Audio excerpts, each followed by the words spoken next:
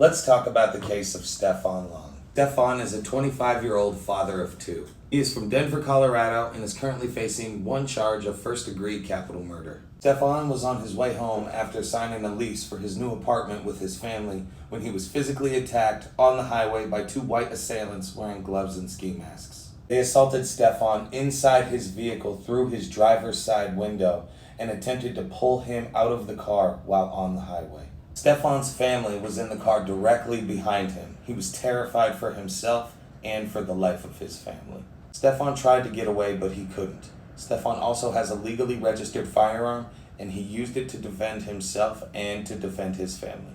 Following the incident, Stephan was immediately arrested on 2 counts of first-degree capital murder. In the state of Colorado, as long as you are not the aggressor, you have the right to defend yourself, even if that means employing lethal force. It was obvious that Stephan and his family were in imminent danger. This is Denver District Attorney Beth McCann. She is responsible for charging Stephan Long with 2 counts of first-degree capital murder. Just months prior to Stephan's case was the case of Elias Armstrong. Elias Armstrong was a 12-year-old black boy who was murdered by a man named Jack Reed. Jack Reed is a white man and faced no criminal charges by District Attorney Beth McCann. Prior to killing Elias Armstrong, Jack Reed called the police and told them over the phone that he would kill the 12-year-old boy. The threat that Jack Reed made to officers over the phone was that he was going to pull a gun. Jack Reed faced 0 charges for killing Elias Armstrong. Questions have been raised regarding Beth McCann and if she is practicing a double standard in her prosecutorial decision-making. Even Denver City Council has weighed in on this. City Council brought up the double standards as they relate to Jack Reed's case and the case of Stephan Long. This letter was signed by almost all members of Denver City Council. As you can see here, this letter is from October 9th, 2023.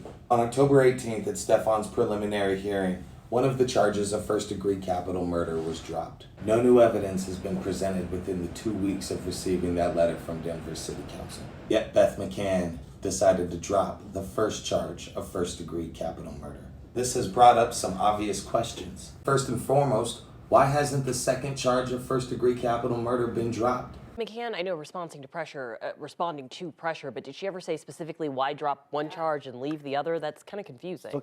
Is Beth McCann operating on a racial bias? Because it's not uncommon. These statistics are speaking to justifiable self-defense. When a white person is the shooter and a black person is the fatally wounded, the likelihood of the homicide being deemed justifiable reaches 34%. However, when a black person is the shooter and the person fatally wounded is white, the justifiable rate drastically drops to only 3%. Stephan is currently on house arrest awaiting trial. It's not too late. It's not too late for DA Beth McCann to drop the second charge. How much pain, how much physical and mental abuse does a black man have to endure before it is justifiably okay for him to defend himself? They were beating him, physically assaulting him, and making efforts to pull him out of his car while on the highway. Beth McCann needs to drop the remaining charge. Otherwise, it is abundantly clear that she is operating under a racial bias and a double standard. Is a legacy of racism and an unequal application of law really the legacy that she wants to leave behind?